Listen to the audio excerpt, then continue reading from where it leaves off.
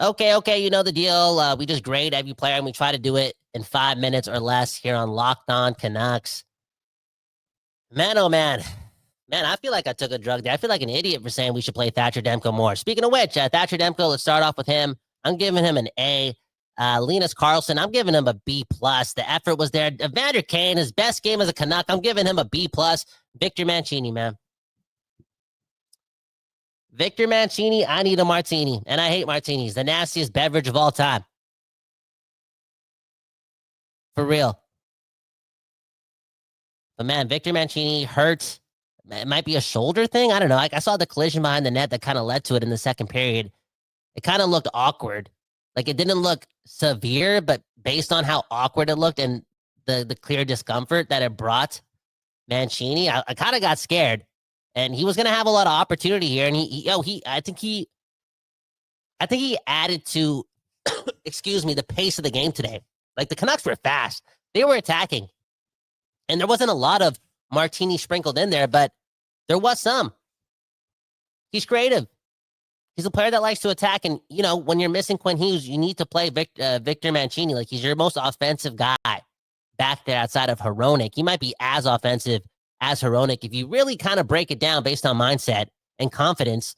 But even when Quinn Hughes is in the lineup, based on, like, how this team lacks with their forward and their forward attack, I wonder how they would look if they had, like, again, Victor Mancini playing game in and game out and just having his excitement to make things happen and the confidence and the bravado. Yeah, it may lead to mistakes, but it's going to lead to more chances. And you kind of want the Canucks to take more chances.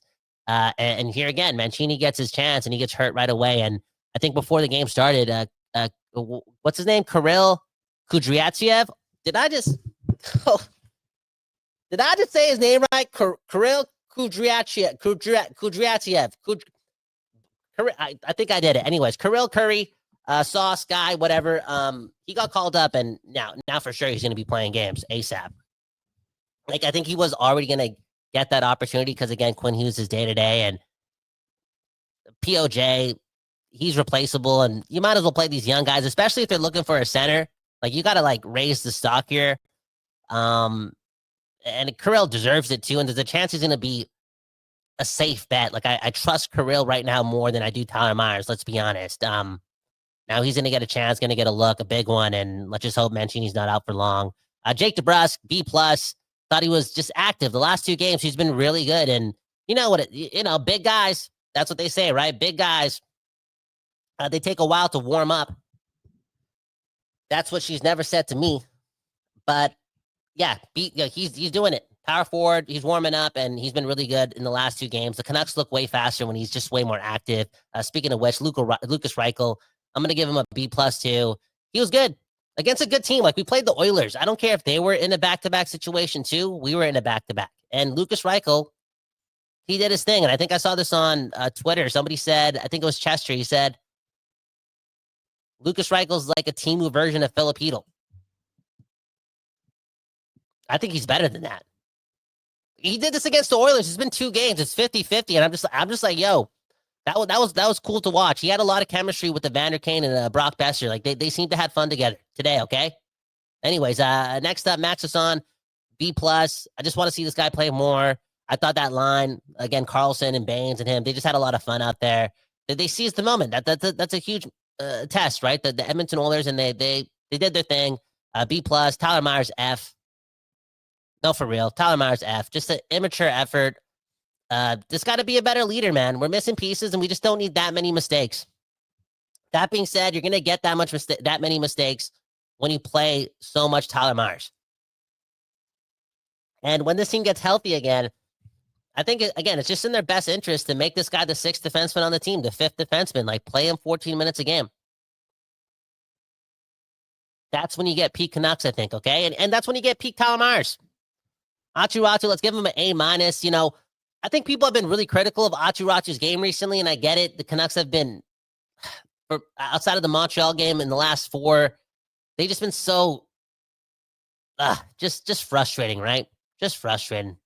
The last 3, anyways, all in all, they've been frustrating. I think Aatu Räty, we want more. We need more. We're so slim at center. And again, we just want so much from this guy. We want him to be faster and all that jazz. But even in those recent losses that the Canucks have endured, I still feel like Atu continues to play a heavy game that doesn't lack effort. Again, effort is what the paying customer deserves, what the viewing customer deserves. You spend a lot of time with this team, and there's no excuse. There's no excuse, especially for a team that never wins. You want to employ guys that are going to like still go through a wall to make things happen. And even at his pace, I feel like Aatu Ratu still tries to always finish checks, is still strong along the boards. I know he takes the dumbass penalty at the end of the second against the Montreal Canadiens, but Aatu Ratu has been building here on just playing big. And today he played fast. The whole team played fast. What did they do last night?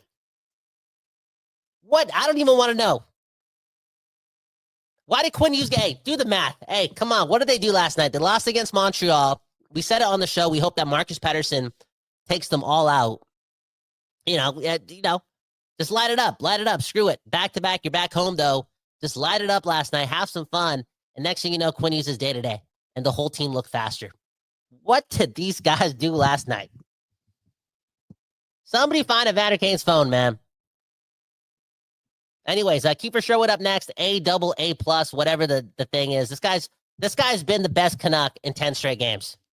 Even better than Connor Garland. Wait, hold up. Connor Garland and Kiefer Sherwood. Who's been more consistent? Probably Connor Garland, to be honest. But that's not a slide on Kiefer Sherwood. Just such an impressive performance.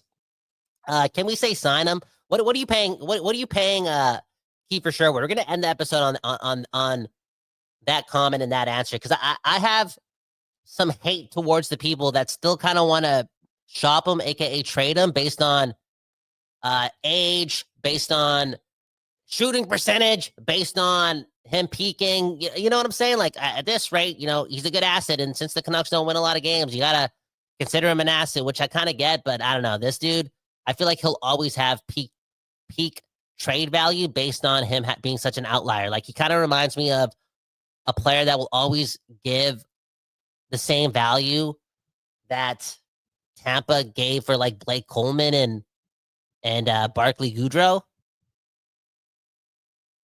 Maybe more. Like, what a player. What a player. For real.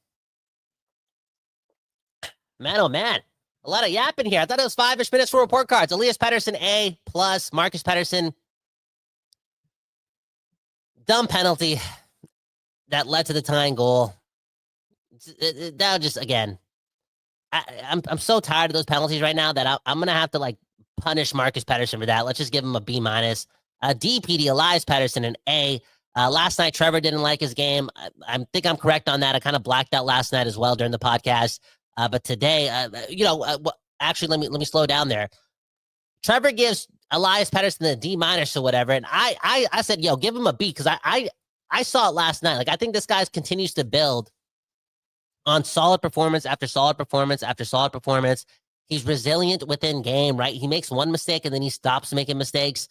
That's what's happened in like recent history with him. And today against the Oilers, I mean, there was a one point where I felt like he tripped up Draisaitl, and I'm like, I love how this guy is so fearless. Because if you go after Draisaitl, if you're playing a tougher team, you're getting knocked out.